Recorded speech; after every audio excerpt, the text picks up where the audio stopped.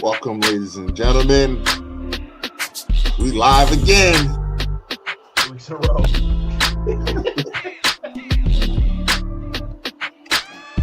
Back in one shit like we never left. Live again. We don't have a show because this is just us having fun. Just chopping it up, man. Chopping up with you guys, having a good time. We had so much fun last week. We had to do it again. I'm here, your host, Big Mike, running the point.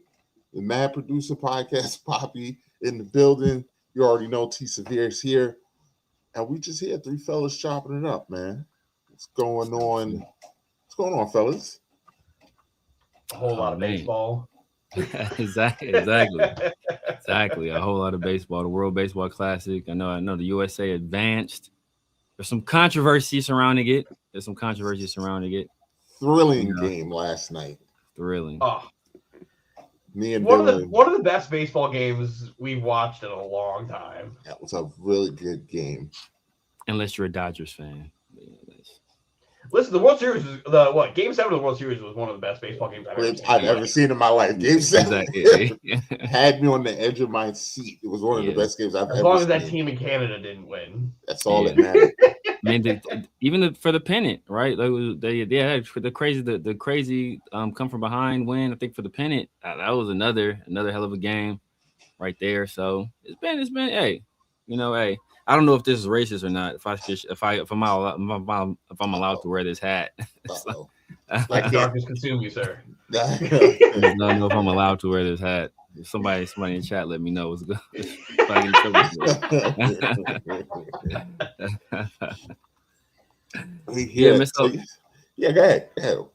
No, I was gonna say so USA, so they advanced to beat the Dominican Republic. They advanced to the final. So who are they facing in the final?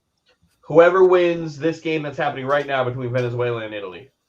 That me and Dylan are both watching right now. So they're gonna play Venezuela. Is what you're telling me? I think they're gonna play Italy. I don't really know at this point. Okay. I think they're gonna play Italy. Italy hasn't lost yet. Every time I'm ready to say, all right, it's time for this Italy team to not be good, they just win and win and win and win. They're a good baseball team. Who's on their squad? So who's on their squad that they have? A bunch of Americans. It's all a bunch of American people. A bunch of bunch of people with dual citizenship. No, so you don't have to be a citizen. Or it's like Joel Embiid playing for Team USA type deal. Well, no, not even that extreme. Not even that. So as long as you have in your immediate family, going as far back as your grandparents who have a lineage in that country, you can play for them. Okay. So a lot of these people are just my grandparents are Italian, and my mom's Italian, and I'm not good enough to make Team USA. So exactly. Boom. I ate a calzone last week. Let me on the squad. Austin Wells with the Dominican Republic. His mom didn't even know his mom was Dominican as hell, because Austin Wells just looks like a white guy. His grandparents are both Dominican, super Dominican, and then his mom is super Dominican. And now we just changed his name to Augustine. So he's gonna come back to the Yankees with so much swagger. They're gonna have to. Somebody said they're gonna have to bring a translator. Oh, for sure, for sure. Because he picked up so much Spanish, it's gonna be he's a completely different person. What's the cat for the place for the Thunder, the center for the Thunder? He was with the Rockets. The dude, Steven Adams? No. What was he with the Rockets? No, it might have been with the Knicks. He looks white, but he's Hartenstein. I mean, yeah. Isaiah Hartenstein. Yeah, Isaiah Hartenstein. Full black man. Huh? Full black man. We're not full black. but he's black. He's Oh, black.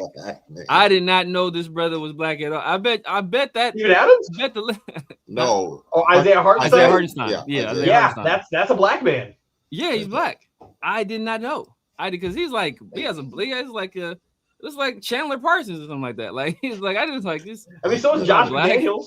That's a black man. I mean, Josh McDaniels. The Not coach Josh McDaniels. The Dolphins Hey. coach. Yeah. Oh, Mike McDaniel. I knew Mike McDaniel was. I knew Mike McDaniel was black. Yeah, I knew Mike was McDaniel black. You could see the swag with Mike. Yeah, you kind of see it. Yeah, you kind of see it a little bit. But Isaiah Hartenstein, I didn't have his name is Hartenstein. Oh, man, That's you sound like you were something from else. Fuhrer. Yeah, that's That is Mike not a very McDaniel, common you black kinda last tell. name. You kind of tell, especially when Mike McDaniel cut his hair when he got like the low cut. You can see, okay, he's like a he looks like Logic. He's an NFL equivalent of man. Okay, so it'll be most likely. So who are some of the best players for Italy? Like, what are Vinny Pasquantino, the first baseman for the Royals, is their captain. He's really good. He's really good. Really good. But I can't tell you really anybody else. Besides Aaron Nola, who is the pitching tonight, and which is great for Team USA because that means he won't pitch tomorrow. Okay. And he is dealing right now. So a single elimination for World Baseball Classic, right? Yes. In this stage. It's pool play at first, and then we get to single elimination, which we're in right now, which is why Japan and Shohei Ohtani had to go pack their bags and go home. Frauds. and that Dominican team, who, if I'm being fair and honest, will probably dog walk the U.S. in the best of 7. But yeah. But, hey, if we didn't have the best pitcher in the world, only give up 1 run to that team. That's crazy. I mean, the bullpen played outstanding too, though. Out of their minds. Both bullpens did. Both to be bullpens honest. did. DR pitched very well. Except for the first guy. The first guy who came in after Sevy, giving up that home run kind of sucked. But the second I saw that Severino was pitching, because my wife is Dominican as fuck. I told her about him, and I was like, listen, as a Yankee fan, I can tell you that you're probably going to end up hating this guy. And she's like, what do you mean? I was like, when he was young, he was good. They Not got so hurt. much anymore. And then right now, once he gives up a hit, he's going to give up a lot of hits. And, so is your wife, is she Augustine Dominican or is she David Ortiz Dominican? Augustine. Oh, okay. Augustine. So she goes out to the first inning. He has these 2 unreal strikeouts. Aaron Judge, of course, hits him. And then these wild strikeouts, he gets out of the situation. I'm like, okay, he might be dealing. Then the second inning, he gives him a couple hits. I'm like, okay, he might be onto something. Then third inning, he started giving more hits. I'm like, okay, he's giving like 7 hits. And I'm like, he's giving 7 hits in 3 innings. They should probably do something. And then the 4th inning comes, and he just, bang, home run, and Pujols is like, timeout! Timeout! And apparently the announcers were just like, yeah, Pujols is prepared to go to the bullpen this game. And I was like, you probably shouldn't be playing a bullpen game in a single elimination game at this point. No. Yeah. That's a sign, by the way. But and then I mean we could talk about it. Well, me and Dylan was talking about it. We both feel like the game changed when the best player in the world, Aaron Judge, made one of the best throws you'll ever see. Throwing a missile from right field. The second best player in the world? No, the best player in the world. Because your guy could never make that throw. Could never. No, but what he could do is strike out the side. Okay. That's great. And he'll never win a Cy Young. He'll never be the best at his position. Judge is the best at his position. Ohtani could never be a true ace. Oh no, he'll never be He can never be he'll never be the That's best. why He'll never be the. That's why he can never be the best at his position. I think as a hitter, he will always be the second best hitter compared to Judge. As a pitcher, he's got a few guys ahead of him that are always going to be ahead of him just because he can't just focus on that to be the best. So where would you guys rank him as a pitcher? Just ballpark. It doesn't have to be exact. I think he's above average pitcher. I can't put I can't put a number to it because there's a lot of really, really good guys in baseball. For me, if you just focus on starting pitchers, because he's a starting pitcher. Not bull, not reliever. Absolutely starting pitcher. As a starting pitcher, I would put him top 25. Yeah, top 20, top 25. Top. So okay, so he's a two. He's a tweener. So he's the second best hitter in all of baseball. Yeah, we're going. Aaron Judge is number one. Aaron Judge is the best hitter in baseball, hands down. Okay, and then he's a no better. We just don't have a bias for Ohtani. Pitcher. I mean, look, to me, when you're that good at both positions, I mean, look, that would be like a guy being, all right, I'm the second best wide receiver in the league, and I'm a starting caliber corner. Like that's how Travis Hunter won the Heisman. Like that's how we beat out Genty to win the Heisman. Correct, but it's different. I think Ohtani would be better as a closer. As a closer, he would be nasty. I think Ohtani would be way better as a closer. But I think he'll get more value out of it. I think he'll have a longer career out of it for that portion of it because he's not a good fielder. So you have to take him out. He can only be a DH at that point. And then you could get more out of him. Like, I think seeing him in the WBC 3 years ago come in to close the deal against Team USA was one of the most eye-opening things I've ever seen. Mike was like, hey, non-clutch ass out. I was like, hey, he may be more dangerous in this role and be the best at this role than he would be as a starter. Because his stuff is just nasty. When he's on, his stuff is nasty. Yes. Because I'm a very, like as you guys tell, I'm an extremely casual baseball fan. When I hear people talk about Ohtani, they talk about him like the best baseball player they've ever seen in their life. Like he's the best player. He's like they put him in like Willie Mays, Babe Ruth, Barry Bonds. Well, no Barry Bonds, but Barry Bonds era of like this guy is, Mike Trout when he was young and healthy and cared. Like they put him in those. I don't say he doesn't care, but he's pissed with it. It's Mike Trout, but no clutch. But they put him at that level of a player. Like this guy is. Could be the best player in the history of baseball. I think you guys like what time? You say he could be the best player in the history of baseball, but you're saying he's the second best player right now. I mean that could Dylan's a lot more nice about it. He's not that. He's not that because it's great that he can do both. That makes him unique. But if he was just a pitcher, he wouldn't make the Hall of Fame if he was just a pitcher. He probably would make the Hall of Fame as just a hitter. He's that good as a hitter. Yes. But as a pitcher, I think he definitely. If he was just a pitcher, he'd be just another pitcher. He'd just be another guy. He'd be a guy that you depend on to get. You got to go win your playoff game. Mm-hmm. But he's somebody you'd want to rotate. But he's not. The way they talk about him when he pitches is what bothers me about him. Because he's not that. They overrate. I think that's the single greatest performance I've ever seen in a baseball game in my life. Performance, I think, in sports, period.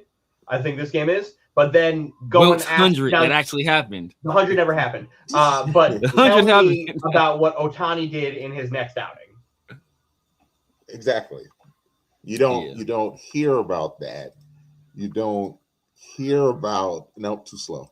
You don't hear. We talk about all the good and all that, but what did he do the next outing? He got shellacked the next outing. Or the fact that he had a horrible World Series last year against the Yankees, but nobody talks about it. He had an okay postseason this year. To be honest with you, the Dodgers. No, we're not Raiders fans. Coach doesn't like anybody. He's anti anybody that's not a Raiders fan. That's fine. He's That's anti anybody. We can be that. That's fine. I'm not anti you though. Thank you for being here. Coach is my guy. He likes to call into my show. You know, he's a big Tommy Eichenberg fan. Anytime we have a guest, like sometimes I have guests like during the season, we would have guests from like other teams on. Like Mike came on one time as a representative, to represent the New York Giants perspective. But Mike's second team. Yeah, anytime. That's what he's Anytime we see somebody else on there, coach is like, yeah, I'm out, yo. You're not talking about right? I'm done. I'm out of here. But okay. So let me ask you this. Okay, so hypothetical.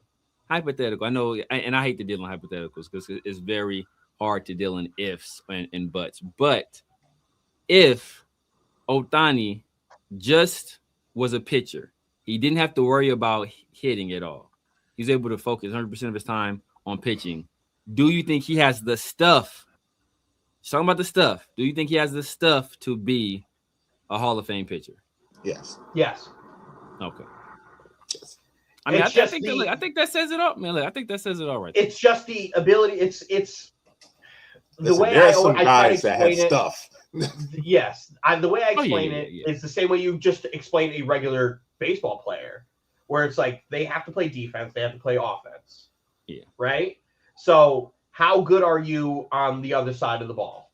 Yeah. I think it's all ifs and buts, right? So like not even Aaron Judge. Let's fucking go with not Terrence Crawford. The Crawford for the Rays for like 15 years ago. Mm-hmm. Right. He as a outfielder by himself is a Hall of Fame outfielder. If that was the only skill he had to, but at the plate, he wasn't a Hall of Fame hitter. How good are you on both sides of the ball? Ohtani on the offensive side of the ball is one of one, right? I think what separates him, Carl Crawford. Oh, Carl Crawford. Oh, yeah, he was nice. Megan the Stallions manager. Yeah, that's one of my favorite. That's one of my favorite players back then. I think what separates Ohtani versus Judge on the hitting sense is the base running. I think Ohtani is a significantly better base runner than Aaron Judge is. Oh, yeah. So that's just if Aaron Judge was like maybe 7 inches shorter. Because I don't even think it's necessarily his height. I think it's mostly his bulk. Yeah, I would say 20 pounds lighter. Yeah, I think if he just lost like weight. 6'8", 250. Yeah. But see, like that's the give and take because Ohtani is still a great power hitter and he's a great base runner. Like, the only guy in the 50-50 club. So I think as a hitter, he has such great technique as a hitter. Tim Duncan. He has such great technique as a hitter where it's like there's something about certain Japanese hitters that like you would take everything they do and just put it in a lab. Ichiro was a guy like that. Matsui was a guy like that. Yeah. Ohtani is a guy like that you could see, like Yankee fans could see with one of their guys that they're working with in Spencer Jones. Spencer Jones is one of our minor league center fielders whose batting stance has completely changed during spring, coming into spring training, where it's literally just Ohtani. The way he holds the bat, the way he just is able to turn his hips and flick the bat with ease. It's unreal. Like that's where it's like the one thing I will constantly give Ohtani credit for is skill wise. He has a perfect swing, perfect swing. Where a guy like Judge has constantly changed his swing to adapt to the way pitchers are pitching now, which is like where Judge used to be a high strikeout guy. Yeah. He now doesn't strike out ever. He just does. His on-base percentage is unreal. He's the most not even just contact. He's an average hitter, a power hitter, and he is disciplined, which you haven't seen since Bonds. Which is what to me is the difference between him and Ohtani. And Judge hits for average. It's not just Cal Raleigh didn't have this unicorn season he had last year, where they never drug tested him because he's a cheater, and he never is going to have a season like that. Is that who? Cal Raleigh, the catcher for the Mariners, had this ungodly season that he's never had anything remotely close to in his life, and then came to the World Baseball Classic. It sucks. And he will never replicate that shit again. If he didn't have a 63 home run year, Aaron Judge gets the Triple Crown. Damn, 63 is crazy. Exactly, and he still didn't win MVP, so sucks to suck. But that's why it's to watch Judge's progression for almost a decade at this point. Be able to adapt is what's even crazier to me. So he has become a super skilled hitter, where Ohtani has kind of naturally been that. Yeah. And I think that's just because of Japan, the way they are just so disciplined. Where they're trained. Okay. All right. Because was Aaron Judge, was he always, because he's a big dude. Was he always a baseball player, or did he switch sports? I think in high school, I believe he played basketball. He was basketball, and I think a little bit of football. But he went to Fresno State for college ball. Yeah. But Aaron Judge also wasn't even supposed to be this. He is somebody who worked hard for it. Where Ohtani came in and was supposed to be the guy. Aaron Judge didn't get to the MLB until he was 26? Yeah. Yeah. I mean, yeah. And just for context, Dylan, Cal Raleigh did not hit 63. How many you hit? 61? Yeah, I believe so. 61. Okay. I was close. say, Listen, I'm going off of just memory of hate. A lot of hate watching that I did last year. Just to watch that fucking bum not get a hit in the World Baseball Classic. Okay. I think he had 63 total, when you add with the playoffs season and all that. Yeah. Yeah, I think that's when he got over at. But yeah. And then, listen, was that strike 3 a strike? No. Not my problem, though. Not my problem. Not my business. Not my business. Was the one that was closer. The one he called Juan Soto out was way worse. That was not a strike at all in any sense of the phrase. So that's what you were talking about with the framing. Was that was Will Smith? Yes. That was a great frame by Will. That was a great frame. Hot take: Will Smith's a better catcher than Cal Raleigh. Oh, probably behind the plate. Oh, probably, yeah. Well, I say that mostly jokingly because Cal Raleigh is supposed to be this platinum glove catcher who doesn't have any pass balls. Last year I was arguing that nonsense. People were saying that Cal is a better defensive player than Aaron Judge. Was one of the most ridiculous things I've ever heard in my life. Aaron Judge is a Gold Glove outfielder, which we saw last night. Yeah. Cal is a good catcher, and he's a good framer. That's it. They were praising all these non-pass balls. I watched one game of him with Team USA, pass ball, drops the thing. I'm like, who is this fucking guy? This is the guy who was supposed to win fucking MVP? That guy? Listen, that Ricky. Fraud? Listen, Ricky. You and me are we listen. We think similar. Have you ever seen them two in the same place at the same time? Aaron Judge and Aaron Gordon. I think one of them got confused for the other, early on in Aaron Judge's career. Judge said that someone confused him from Aaron Gordon. Which listen. I still think they might be the same person. Dreads, it's there.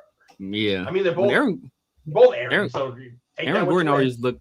He always reminded me maybe more so his game, but like a fake ass Blake Griffin. He's the Diet Coke to Blake's Coke. And Blake Griffin always reminded me of Kuwabara, Big Mike. From fucking Yu Hakusho. Yeah. It was like Kuwabara, right? Oh, you're a Messi. Kuwabara, you Messi. Spirit sword. How much more does Aaron Gordon have to do to be better than Blake? I'm thinking about it. There's nothing that Blake does that Aaron can't do. Be better than who? Blake Griffin had a top 3 MVP season. He plays with Joker. Yeah, but he's also a role player. Because he plays. So we're looking at these completely different. Because when Aaron Gordon was the guy on his team, he didn't do shit. That attitude was awful. That Orlando team was awful, and he drove them to the playoffs. Was it him? Or was that Oladipo? Did he drive to? See? What are we doing? What are we doing? Because are we gonna do that? Are we gonna do? And what are we doing? I would say he's in his prime right now, and the only he plays with Joker, like but he's also like a third or fourth option. No, the only reason they lost to OKC last year is because he got hurt. Yeah, I think he's the best role player. He's their defensive stopper. They couldn't stop, but they couldn't stop him though. Well, yeah, there were some nights where to me, he's one of the best role players in basketball because he can score 40, and he's also, because I said that when they win the title, remember, Mike? I was like, he's a guy who can score 40 on any night, but has to play in his role and his spot because he's the defensive stopper on that team. But as the guy, wasn't that. Well, I think what I'm saying, and Severe here, we're back to this. We're living in ifs. If he was the best player on a team, how good? I think he's right now. I think he's a top 30, 35 player in the league. I think that's because of his role. If you swap him and Michael Porter Jr. on the Nets right now, are they different? Nets 26 is a real thing. I don't think so. That Net team is awesome. But that's my baseline, right? How good is somebody? How good is somebody if you put them in the worst situation? How much better do they get them? How much better do you think that Nets team would be with SGA on the team? Way better. Nets 32. Yeah, way better. Nets 32. Yeah, way better. Nets 32. Yeah. SGA. Some guys where it's like unquantifiable. Like put any of the top 5 players in the NBA on the Nets, they win 30 games. Yeah. Didn't by sheer win. Didn't OKC just beat Denver with no Chet, no Jalen? Yes. Yeah, the SGA. SGA's that dude. Yeah.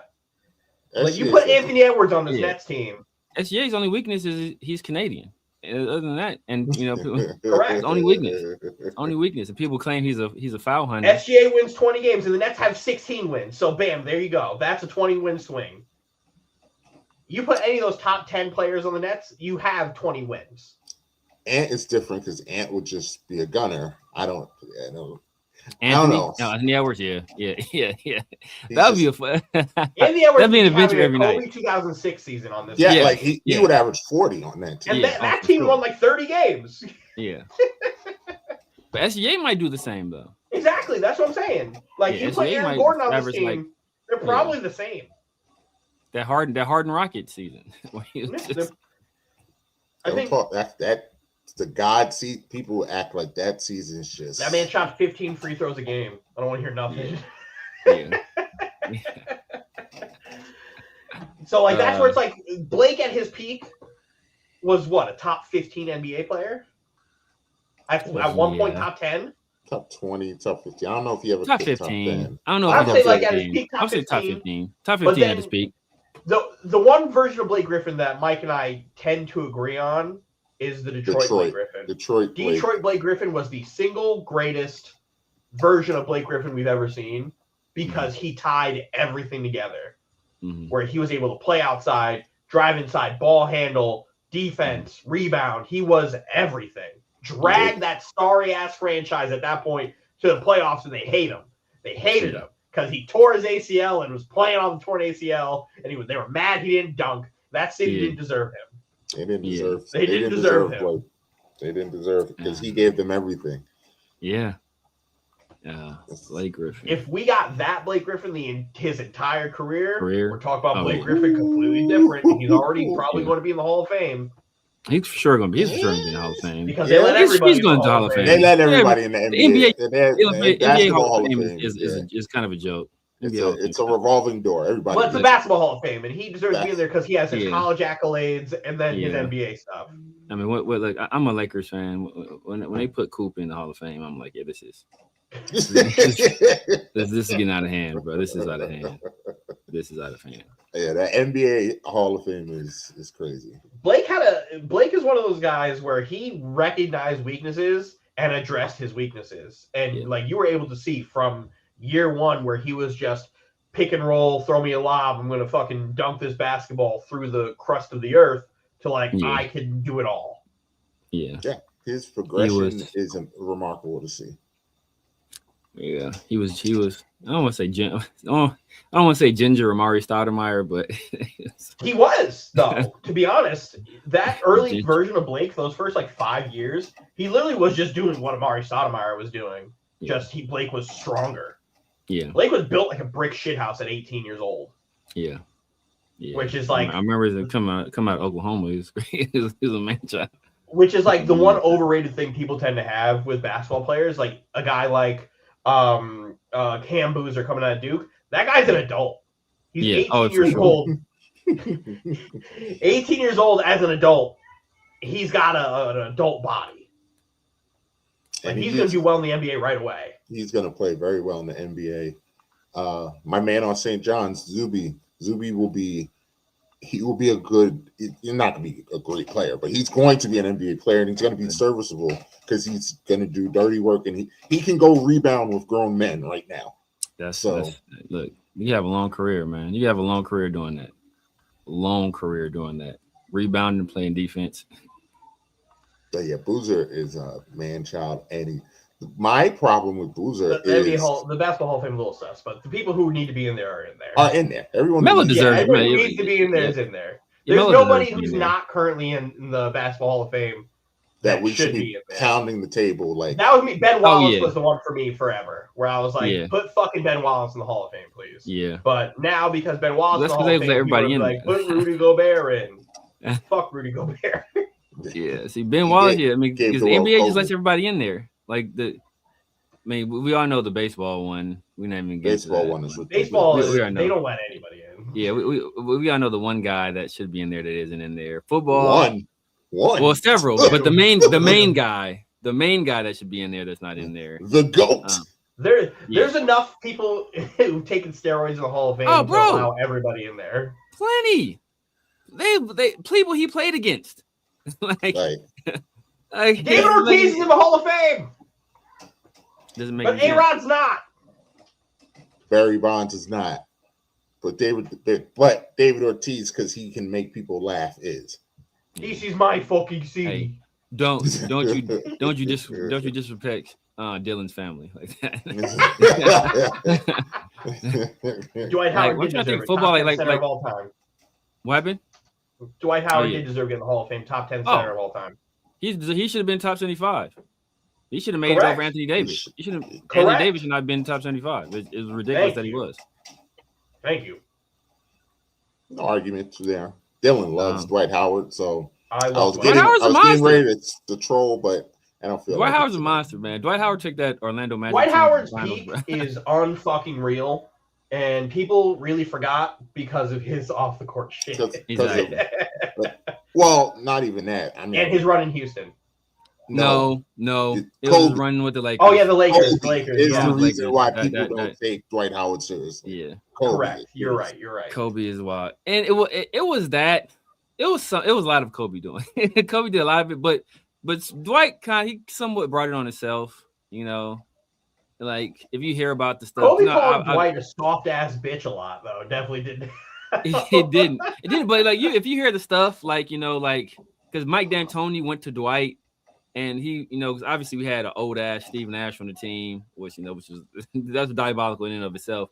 But he went to Dwight with like all the analytics. Like, look, Dwight, if we run this offense, pick and roll stuff with you, like the numbers, like what we project you to do is crazy. And Dwight said, no, I want to play in the post. I want the ball in the post. And Dwight was in a contract year, so what do you think the Lakers did?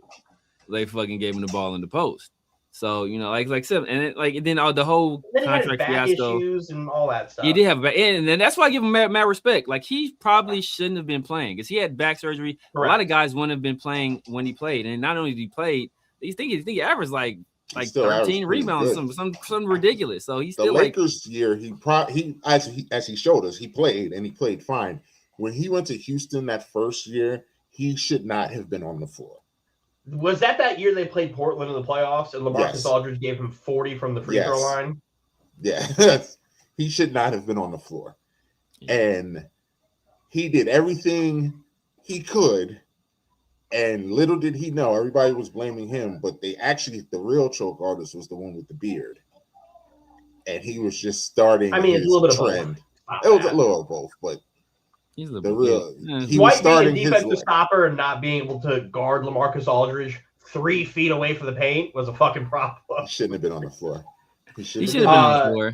But LaMarcus Aldridge from free throw line extended. LaMarcus Aldridge is just hey, just run up the court. Just run up the court. Fun fact: Dwight Howard was supposed to be a New Jersey Net. Really? Yes. Dwight Howard for that entire. Hope you're safe over there in Iran, bro. Hope you're safe over there in Iran.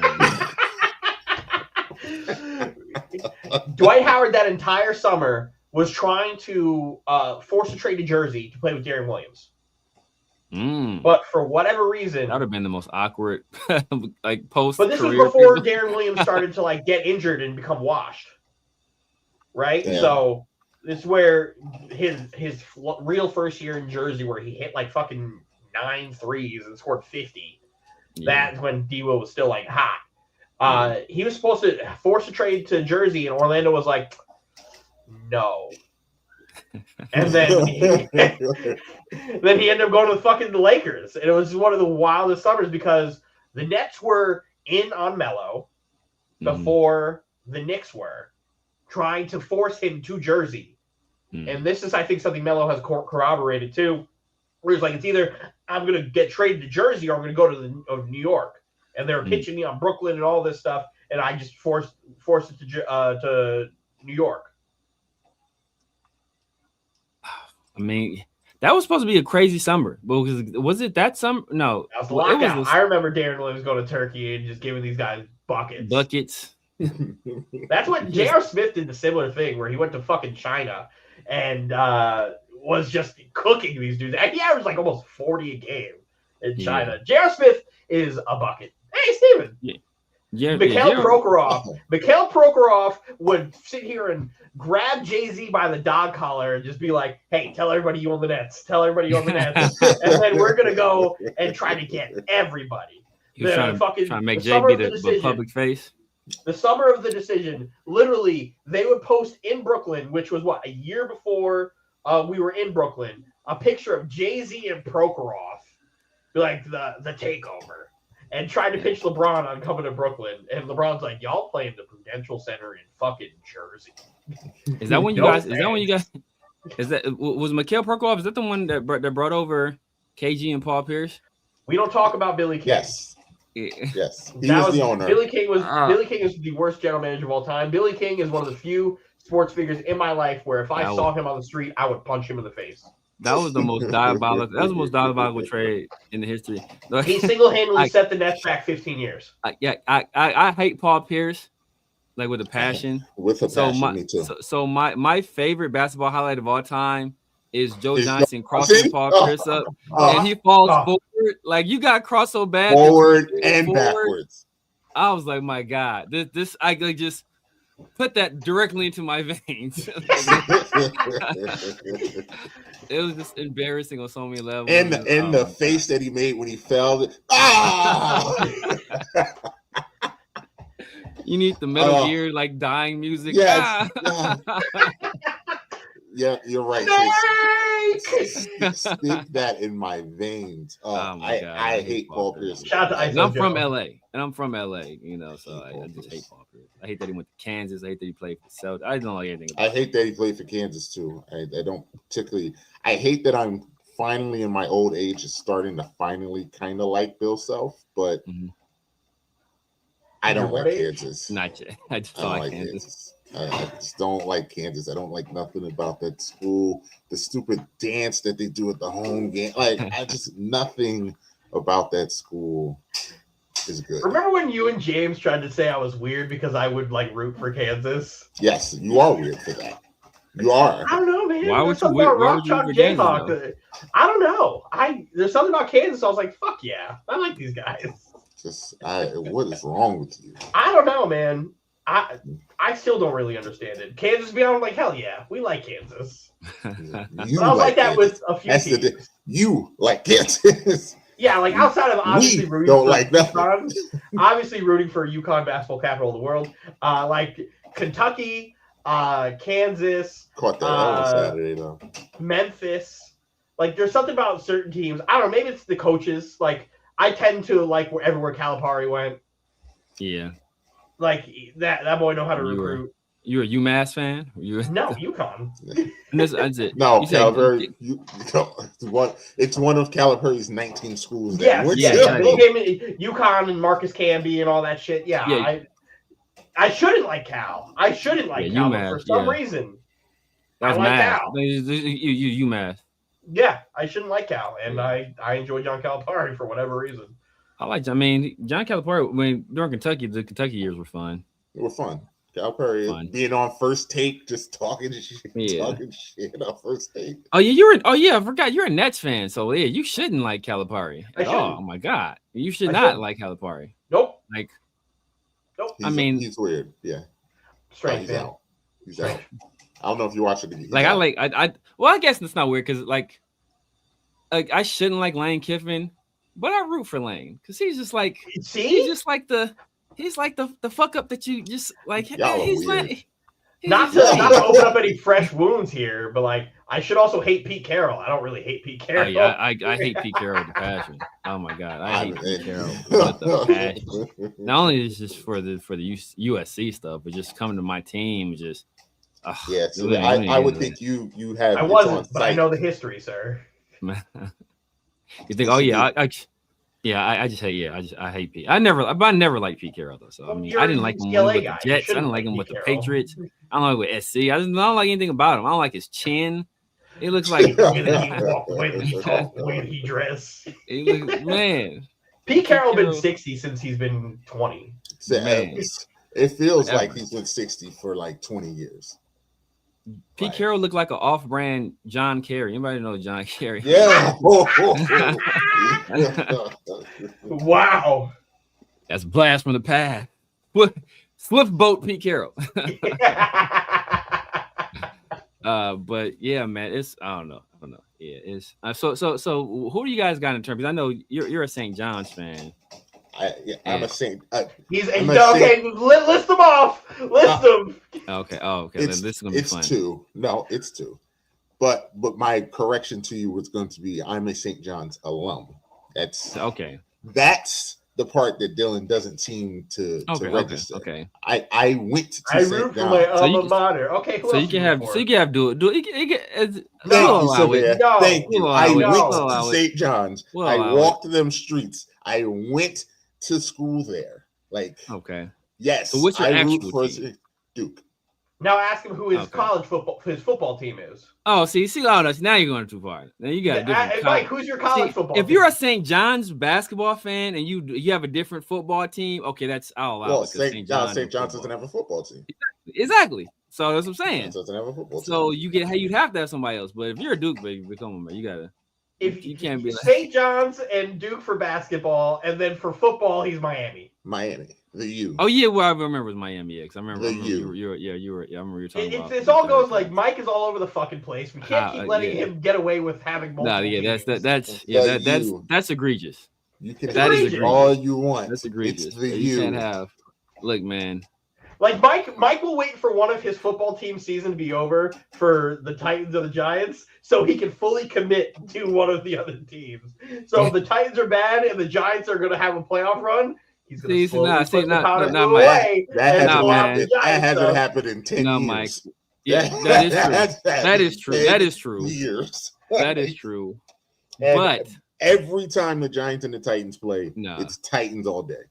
So are you at least strictly a Knicks fan? Yes. Okay. So you won't. Yes. So you don't have dual loyalties in basketball. I mean, I root for LeBron. I'm a professional LeBron fan, but I actually don't like the Lakers. I hate that LeBron's on the Lakers, actually. But you hate that he's on the Lakers? My best friend is a Lakers fan, so it's just it's just painful. Your best friend is an intelligent person. It's very intelligent. Painful. His fandom is weird too. His fandom starts like you can tell when he started liking sports with the teams that he likes: the Lakers, Jets, Yankees. Oh yeah. You could tell what era he started. He was liking sports. Late 90s. Yeah. Late 90s when all three teams were good. Yeah. I will take Blake Griffin just because I wasn't old enough to really watch Sean Kemp. But I've also seen Blake Griffin just like obliterate too many people. I'm taking the Rain Man. I would say Dylan. Anybody Sean that watches Kemp Rain Man. From what I know as a historian of the game of basketball, I love this like question because of how similar they are. The Rain Man but was as a basketball player, outside of like highlights, Blake Griffin at his peak is a better basketball player than Sean Kemp. He's a better basketball player. Yeah. I was at his peak, but just in terms of just pure like just shock excitement? and awe. No. Sean Kemp is probably the most violent dunker I've ever seen in my life. That I will the most violent dunker I've ever seen in my life. Russell Westbrook is also a violent. Russell Westbrook is violent. It's different Anthony when you're Edwards like is also a violent dunker. Anthony Edwards, but like they don't. But like, you're right. It's different when you're smaller. It just looks different. Sean Kemp dunks like them. Sean Kemp before he pre-rolls. Before Sean Kemp, Fat Sean Kemp was an adventure in himself. I was gonna say Sean Kemp, where he started to gain a little weight and not be able to use his knees. Cleveland Sean Kemp, Orlando Sean Kemp. Yeah, when he was just dripping out of his uniform. It was like come on, brother. Straight melting like an ice cream cone. Oh my God, he was out there looking like a puffer fish on the floor, like looking crazy. That's a great comparison because you know what? Seattle Sean Kemp had dudes scared to jump. Blake had guys scared to jump, running out of the way. Blake got some crazy highlights though. Blake got some crazy highlights. Blake got some the Mozgov. I think he got Mozgov twice. He got Mozgov twice. Nasty ones on my Knicks. He got Mozgov twice. Nasty Nick ones, but yeah. Sean Kemp's one where he dunked on the dude and point at him is the most legendary. Disrespectful dunk. I'm talking about the one he does the double. Yeah, that is crazy because that dunk was nasty. That dunk was nasty, and then the point at him, gotcha. Fuck George Karl. The only thing worse than that one is probably when Shaq like who did Shaq do? Randall. It's not Randall. He was a coach of those Sonics teams and fucked up and didn't put fucking Gary Payton on Michael Jordan until Game 3 of that fucking finals. When the only person who could guard Mike was him. Yeah. When it was too late. And then what Jordan truthers won't tell you is that the glove kind of did it what he does. Gary Payton put Michael Jordan in hell. Had him in hell, but yeah. But hero ball. But that Seattle team wasn't good enough. So no, it wasn't. Chris Dudley, George Karl. Chris Dudley's the answer to your question today. Chris Dudley. That Shaq dunk is also that was the most disrespectful dunk I've ever seen. Because he just pushed him. It wasn't even the dunk. Shaq just dunked on him and then just pushed him. And it didn't even look like he held the release hard. Like he just went, yeah. And he went held it, so you knew it. Flying. It's like when you hit a stroke and you hold it, he pushed him and was like, I want you to know it was me. Dylan, how much faster is your TV? Dubai internet. Good grief. Dubai Wi-Fi, sir. Is that Dubai? We're hardwired in here, baby. Look, that ain't gonna be working too fast in a minute.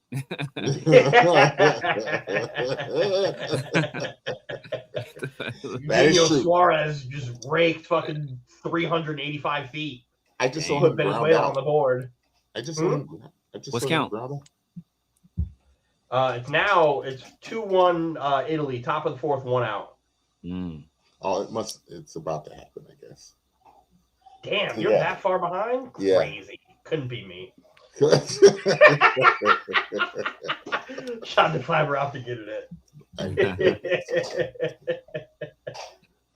Don't worry, Steven's internet's probably faster than mine, so he probably is already on to the next batter. He's in the 5th inning already. Yeah.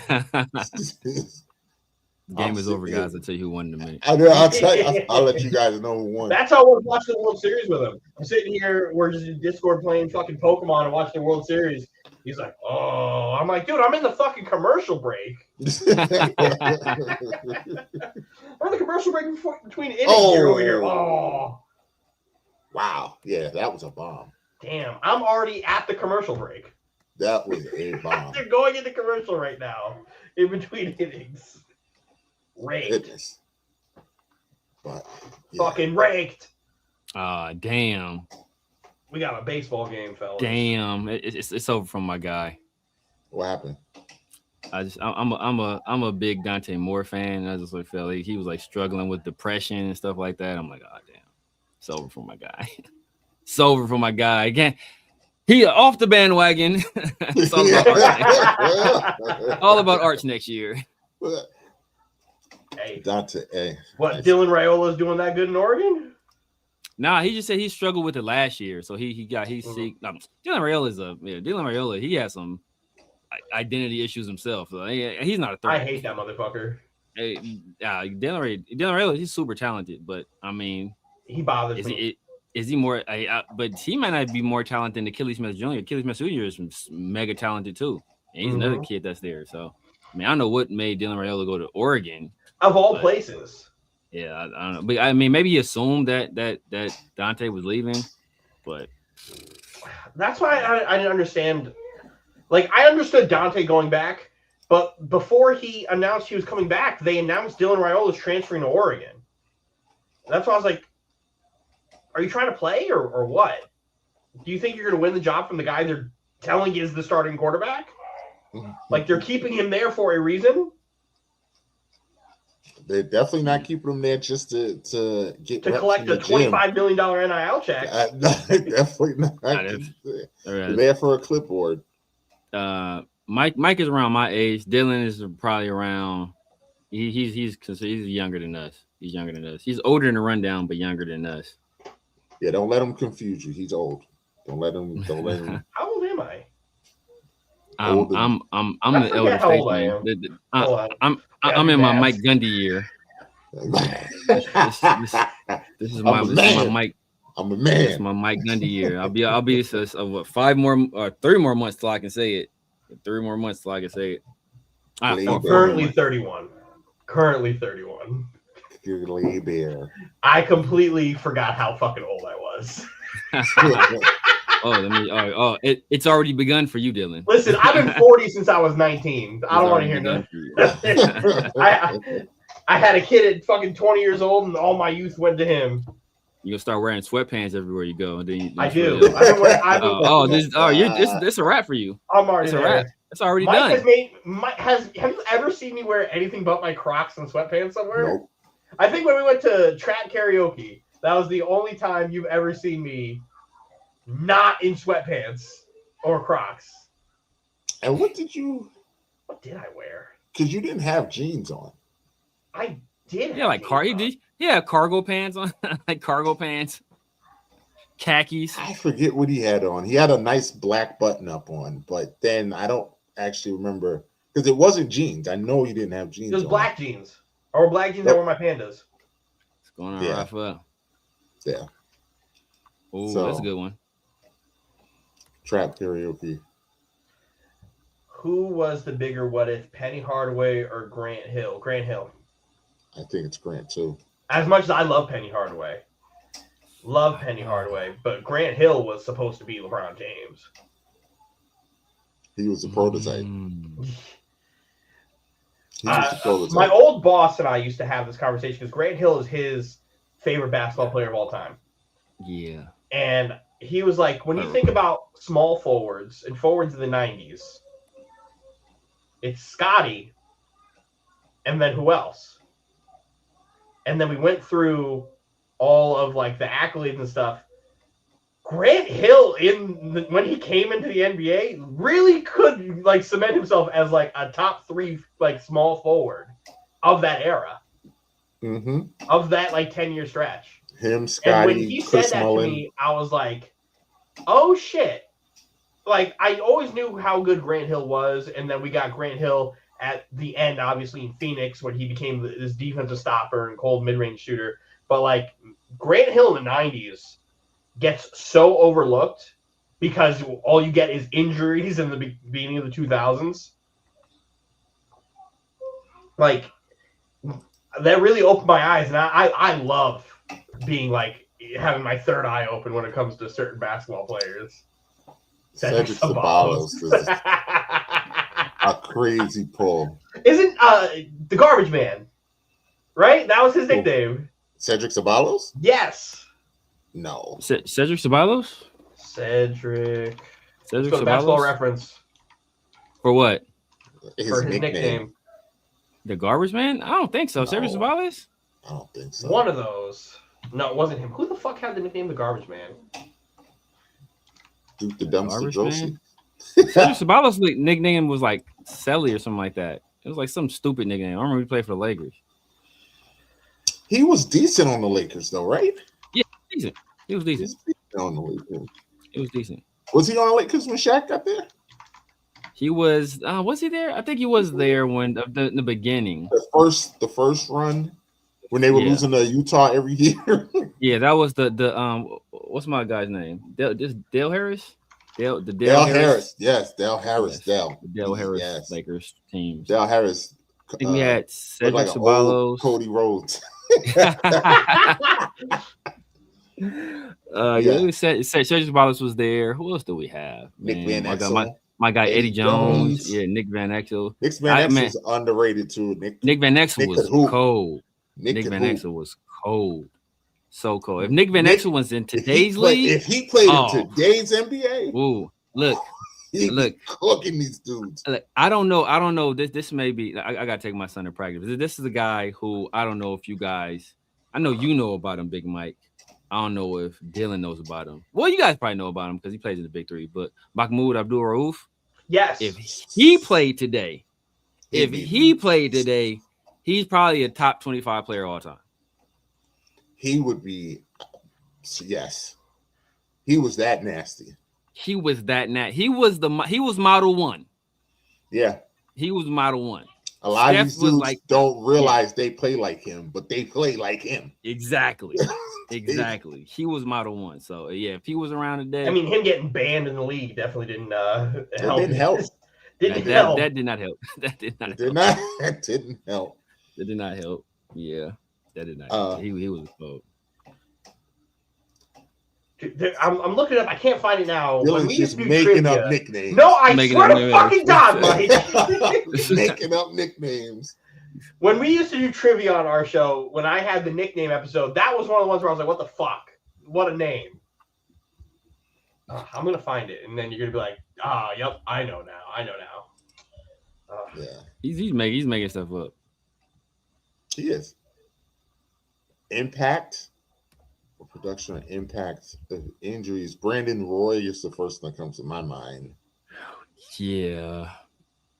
We really could have had one. Who would they be modern day? Not place up an impact of production and impact of injuries. Penny maybe. I can't find anybody. I looked Penny might be, maybe Lonzo. Lonzo? Oh, I think Lonzo without that weird jumper, but Penny he was so good at creating mid-range shots. So that's where I think it's a little bit different, where it's like size-wise Lonzo, but like mid-range game. Like size and passing skill, because Lonzo's got a fucking amazing basketball IQ. It's Lonzo, but think about Lonzo is that he reworked his jumper, completely changed it. Like he was, and then he was on that Bulls team, and they were rolling. I became such a quality NBA player. To this day, I tell Dylan will tell you, I was so all in on that Bulls team that I really thought that Bulls team was going to win the title. Yeah, I really thought that Bulls team had it. Penny was going to be an all-timer. Yeah, Penny really was an all-timer talent-wise. For sure. It's like if you were to take Magic Johnson and give him the ability to create his own shot inside the paint from like jumpers, not just sky hooks and layups, but still be able to give you the excitement of that. Damn, Kirk. I'm trying to think. How would I describe Penny Hardaway's game? I would say Cade Cunningham, maybe. A more at Cade, but she's not as big as Cade, right? She's not as Cade big is as like Cade, though. She's not See, as big as Cade. I want to say Jay crossover, but handle's not as good, but a better finisher around the rim. It's tough. It's tough. Penny's one of one. Yeah, man. Just like a big guard, big point guard that's athletic as he was. Yeah. That could get to the rim like he could. Decent jump shot. You know what's crazy? What's coming to my mind? Sean Livingston before his injuries. Oh, I thought you were going to say T-Mac. No, because T-Mac, his game is a little bit different. T-Mac, you could compare directly to a current NBA player. Yeah. Where it's like T-Mac and Paul George are like the same. Yeah, true. Now, man, Craig, look, Lonzo is going to be that dude, bro. If Lonzo, Pat Bev kind of fucks his confidence over here. But Lonzo was going to be that guy. Lonzo was going to be that guy. People forget, like, I'm a UCLA fan, bro. Like, I remember. Lonzo was awesome. Lonzo was something different, man. Obviously, he ran to that Kentucky team. And, but the UCLA team was no good. They didn't have no business. Lonzo, like, court vision-wise and IQ, when he was coming out, I was like, he's got that same shit Jason Kidd has. It was crazy. Like, he was unfucking real. Mm-hmm. How good he was in transition. Unreal. And it was just like Jason Kidd was the only thing I could think of. Except he shot better than Jason Kidd did at that point in his career. Yeah, exactly. Jason Kidd had the, oh my God, Jason Kidd. He couldn't shoot till he was 40. Exactly. But he was in the top 5 most maybe or something like that. Asen. Couldn't give him the J. Look, that Chino's Hill team, that's probably one of the most exciting high school basketball teams, bro. Like, he stinks in like the grand scheme of things, but in it the was grand fun scheme for that. They were fun. They was fun as hell. They were fun to watch. They were. I remember Melo at 14 years old scoring like 90 for half court shots. Yeah, because they was letting him do whatever he wanted to do. But that's how it's like when you look at Melo now, it's just like, man, that boy ain't never played serious basketball a day in his life. Never. And you could tell though. I thought Ricky Rubio was also going to be fantastic, and he had a good Everybody career. did. Yeah, he had a lot of hype. Especially after that Olympics, he had a lot of hype on him. Hey, man, I gotta get my son in practice, man. You guys go ahead and finish this thing out, man. Do y'all think? All right, chat. I'm holler at y'all, man. Holler at y'all tomorrow. I appreciate you guys. Spirit, we'll talk to you later. All right, late. Wow, is this what you've been waiting for? Me and Dylan. Yes. It's all right. We've only got how much time we got? It's the 5th inning, so we can't live stream the rest of this game because I'm not staying here for this. Yeah, I'm not staying here for the rest of this game. I've eaten a lot of protein. I gotta go take a dump. That's great for our viewers. That's great. That's great. That'll drive the subscriptions up, Dylan. That's great. Hey, man. It'd be like that. The last thing we were supposed to talk about before Severe left was that Laker game. That I seem to have been the only one watching in our chat. I was going to say, carry you through that because I didn't watch. Great basketball game. I turned to that Saturday night. Mm-hmm. Was that after Team USA's game? But yeah, we'll just give the highlights. Long story short, how many times in your life have you seen a team try to miss the free throw on purpose and actually get the ball back and score? Hold on. Give me 1 second. Go ahead. Say that again. How many times have you seen someone intentionally miss the free throw, get the ball back and score?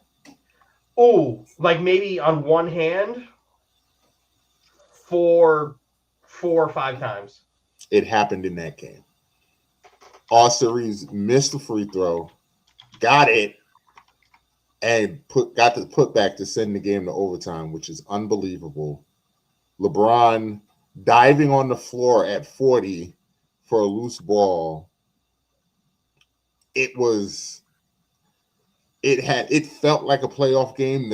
That was the first time in a while that arena, I was about to call it Staples, Crypto was rocking. The defense, like it was rocking in there. I think it's because Laker fans, and Severe probably could have spoke to this, I think Laker fans hate the Nuggets now because they kept packing them up year after year. Jamal Murray fouled out. Got a loud roar when he fouled out, which I thought was funny. Do I sound better now? A lot better. Why did nobody say nothing to me about my microphone sound like ass until I turn on the stream to see where I was? And here we are at the end of the fucking stream. Ass. Do better. Y'all ain't shit. What do I have you for, Mike? What the fuck do I have you for? Do better.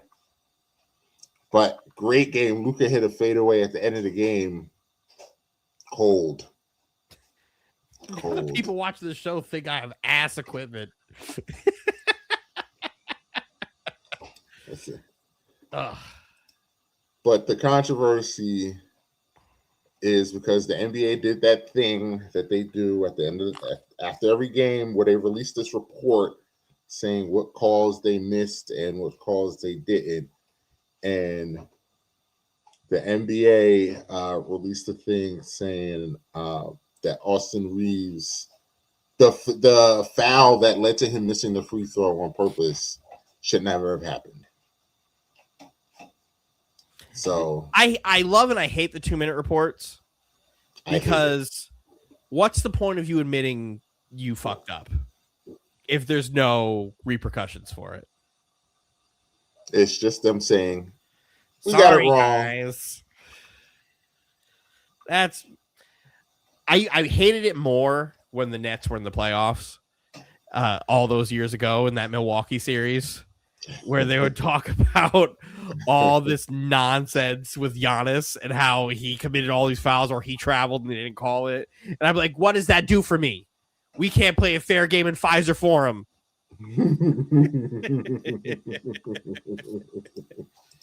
So there, see, I'm right. So that makes Canadian?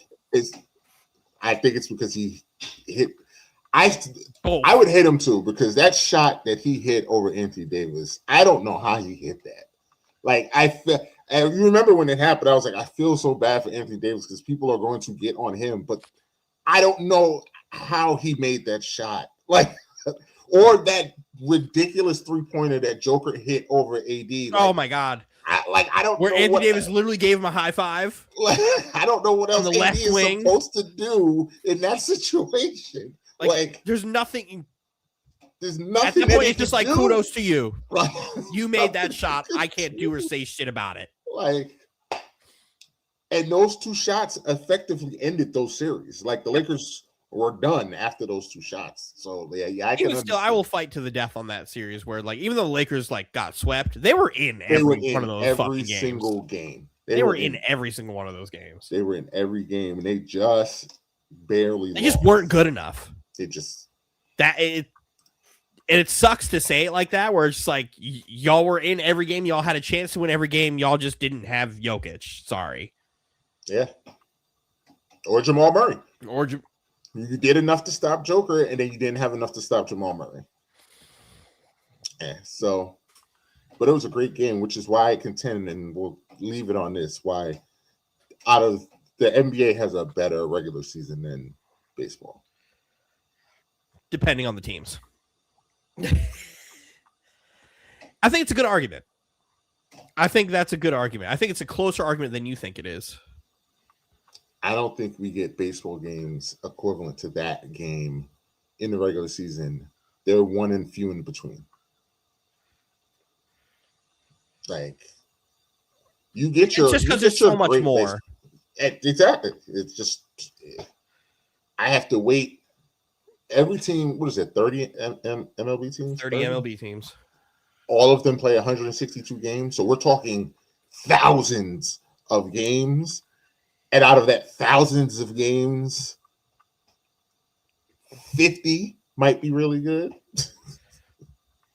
50. So, however, All-Star baseball is better than All-Star basketball. I will, even though it sucks still, it is better. The weekend, or I don't think MLB does anything better than the Home Run Derby. the home run derby is always fun. And it's better than anything NBA does. That alone wins it. I think the game, the baseball All-Star game, I don't even watch the baseball All-Star game. I'll have it on passing, but again, the game doesn't matter anymore. It used to matter because it like had the World Series on the line, Which was stupid. Listen, you had to play for something. But if you're also on the fucking Royals during that time, why did you give a fuck? Deciding if imagine someone on the fucking Royals or the White Sox is just determining whether the Yankees or Dodgers have home field. Do you guys have a sneaky approach to MLB DFS? Tell me what that acronym means. Please. Okay. So I can properly answer your question. Oh, he just hit the ump in the face. Well, I'll see that in about 5 minutes. 5 minutes. But yeah. I don't particularly know. Oh, goddamn. Ain't that shit.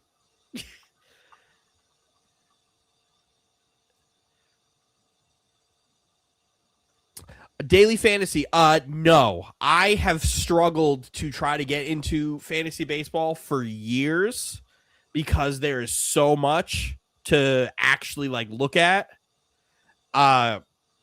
I couldn't tell you my ass from my elbow when it comes to fantasy baseball.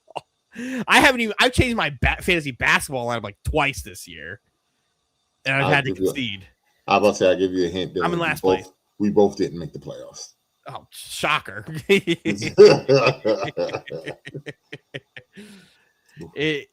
I wish I could help it. I've tried for years.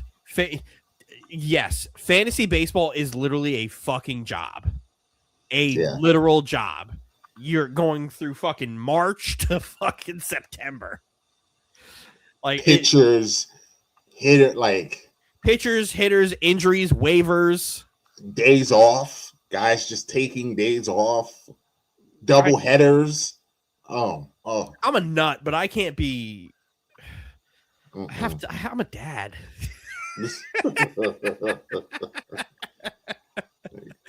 I'm a dad. I can't, and I'm always on my phone already. I can't be doing it all. Oh, you finally saw it? Yes. Oh. That's what you do when an umpire is giving you bullshit. That's why I want to look, because, like, did he just...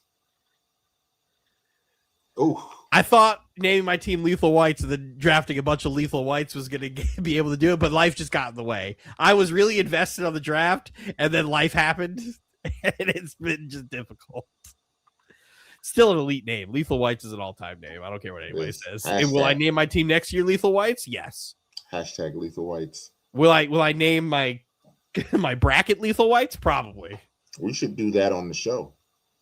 All-time Lethal Whites bracket. I love that idea. Listen, we could get. Do we want to do like literal Lethal Whites, like Ted Bundy? No. I mean, we probably could because it's enough of them. But and like Jeffrey Dahmer, there's enough of them. Or do we want to do like the guy who replaced Barry Bonds in MVP Baseball 2005? That's a Lethal White right there. Or any of the little kids from Backyard Baseball, fucking Pete Wheeler. Lethal White. Is he a Lethal White? He's a Lethal White. Is that Jorge Posada? Yes, Jorge. You know what? Before we go, let me talk shit about Jorge Posada for a minute. Jorge Posada coaching Italy while facing Puerto Rico is fucking wild. I'm like, wait, wild. What? What a fucking insane thing to do. You fucking fraud, Jorge. You fucking fraud.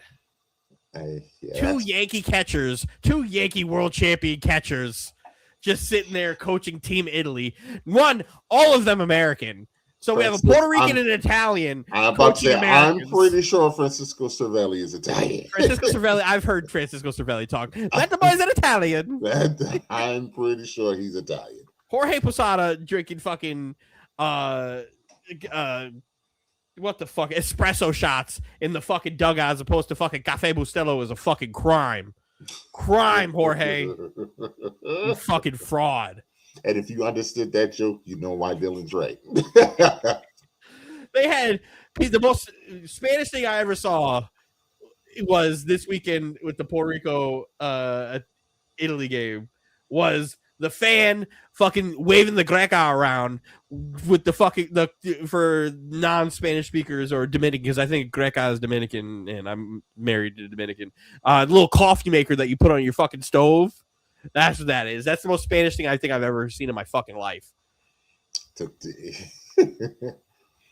This WBC has been fun, man. It's been so much fun. I can't wait for next WBC. All the best Puerto Rican players probably will be too old to play because they definitely missed a shot. Like not having Lindor and Javi Baez and Correa on this fucking team really hurt because they could be playing right now. They could. They did good without them, but they could have been better. They would have been way better having their three best players. Yeah, that would help. That would have helped a lot. Would it have been as good as the Dominican lineup? No. Would it have been good as Team USA's lineup? No. Probably not. Would they have lost to Japan? Probably. Might have lost to this Italian team too, because this Italian team has just been unreal. But yeah, just ridiculous. But yeah, Lakers win. Cry about it. We'll talk about this more on our show on Wednesday. But Charles Barkley and the rest of you guys need to stop disrespecting the Lakers. I said this on the show 2 weeks ago. Stop. This Laker team is better than you think it is. I know they're not the Spurs, and I know they're not the Thunder, but they only going to have to beat one of them. And I can see this Laker team beating the Spurs. I know Dylan doesn't. I think this Laker team could beat the Spurs. I really do. Because I don't think that Laker team is going to be able to do anything with Luka. So. And counterpoint, there's a really tall French guy on that other team who's really good at basketball too. Counterpoint, who's guarding the 7'4" freak? We'll see. It's like in Deuce Bigalow. Damn, that's a huge bitch. That's a big bitch. Drop the links in all the chat for you guys to come and follow us, subscribe to us for our shenanigans when we're not here with T Severe. And or ice. Could take ice. You know, I got told I was built like an ice agent, and I didn't know if that was a fucking compliment or an insult. Or an insult. I was like, you think I look strong enough to tear people apart from their families?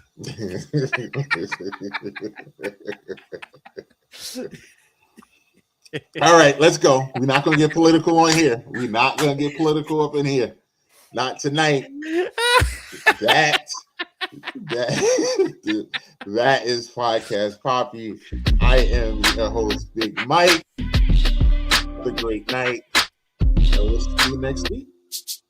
Peace.